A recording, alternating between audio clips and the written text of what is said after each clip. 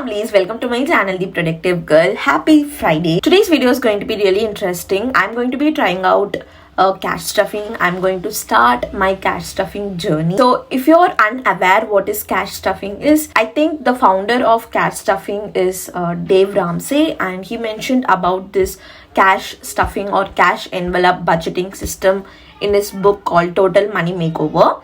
So I did give it a read to know what exactly it is. It will really help you to manage your money, make a budget and follow it so that you can know your spending habits and optimize it accordingly. So you guys know one of my goal this month is to try cash stuffing. So I've been trying this cash stuffing since April. I even posted about it like a story on my Instagram. So if you don't follow me on my Instagram, do follow. It goes by the username the_productive_girl. But I just did it for saving for a particular thing, kind of a sinking fund. So I saved from April, May, and I finally done with my savings and bought the product. I'm really happy about that because if I didn't save it like this, I don't know how or where I would spend the money. So I just want a place where I can save the money and leave it unspent. So for that purpose, it really helped me.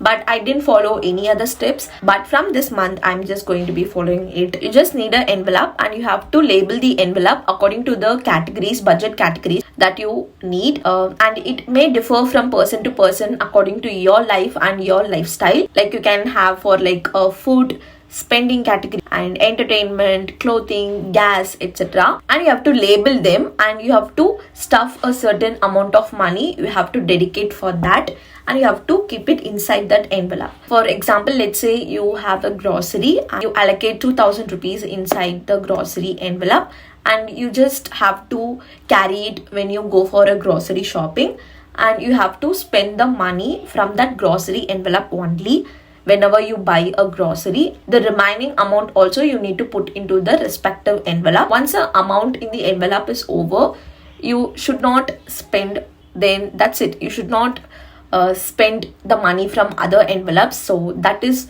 the kind of boundary we need to set. So that is what explained by the author. As you can see, I got this envelope from Alicia Souza Planner, like the bundle, and I thought of using it for this cash envelope. There are even the cash envelope binder available on Amazon. They are really pretty, but I don't want to invest it. I want to try it out for a few months and then I will be definitely investing in those if I found this cash budgeting works for me and it helps me managing my money. Definitely I would buy that later in the future. Definitely not right now. So I just took that and using a sticky note, I've mentioned and labeled the category of it, and I just used the washi tape to add a border to the envelope. So I have 4 envelopes, like I've created 5 during April, but now I'm just going to stuff for 4 envelopes. Since I've chosen only 4, I'm just going to be starting my cash stuffing journey. So I don't want to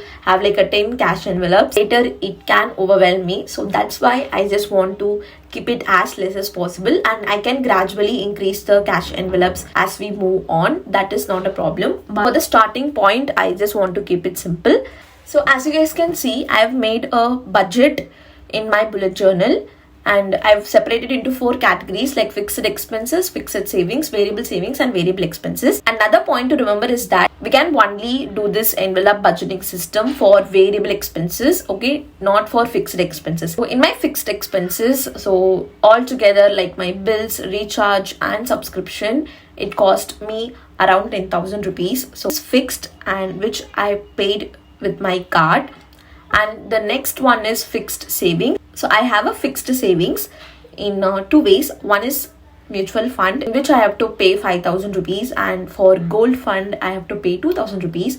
So both are SIP. So it's a fixed and I can't change at all for the particular months. These both are fixed and we are not going to plan or cash stuff these both, but we are going to cash stuff and plan our budget for these 2, which is variable savings and variable expenses. So I've created this miscellaneous cash stuffing envelope in April, but I'm just going to take it off because I don't find any use of it. I cashed stuff like about 100 rupees in that, but it is of no use and I ended up spending it. So I'm just going to be removing that envelope. So first let's start with variable expenses. Number one is grocery, and I'm going to be stuffing 1000 rupees for grocery because sometimes I use my card, sometimes I use cash. I'm just going to be stuffing 1000 rupees as a form of cash for my grocery shopping. And for fun, I'm going to be stuffing 640 rupees. So fun is basically anything that you like to do. You can include that category into fun. For example, eating out or shopping or any other forms of spending, you can call it as fun. Or even entertainment purpose, like going to a movie or something. Again, sometimes I pay using my card. Mostly while I shop online, I use card. So this is for spending in offline mode, and I want to reduce the amount of money that I spent because I spent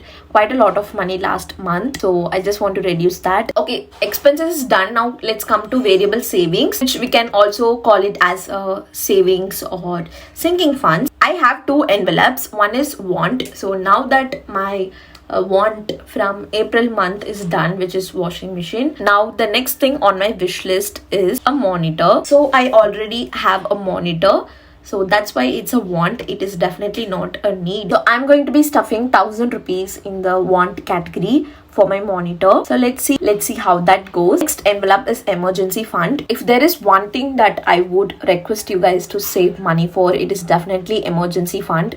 It is really very important. So I came to know about the significance of emergency fund at the beginning of lockdown. So definitely do save up for emergency fund, and you can save for either 3 months of your basic necessities or 6 months. It's up to you, but I'm just going to be saving for 3 months. So I'm going to be stuffing 500 rupees. So you can even start stuffing 500 rupees or even 100 or 200 as well. Even a tiny little amount can go a long way if you consistently do that practice of saving. Do save for emergency fund so that if you lose your job or if you want to change your job, then this emergency fund will really help you to sustain till you get another job. So yes, with that my cash stuffing is done. So since this is my first cash stuffing, like properly stuffing for emergency fund and grocery and all, I've finally started my cash stuffing journey, and I'm so very excited to know how much it might help me in my financial journey. Let's find out that in next month. So do subscribe and click on the bell icon to know my experience, and also if I wanted to follow, I will definitely do a cash stuffing for next month as well. So if you like this video, give this video a big thumbs up and subscribe to the channel if you haven't already. And I shall see you guys in my next video. Until then, be positive and spread positivity. Bye.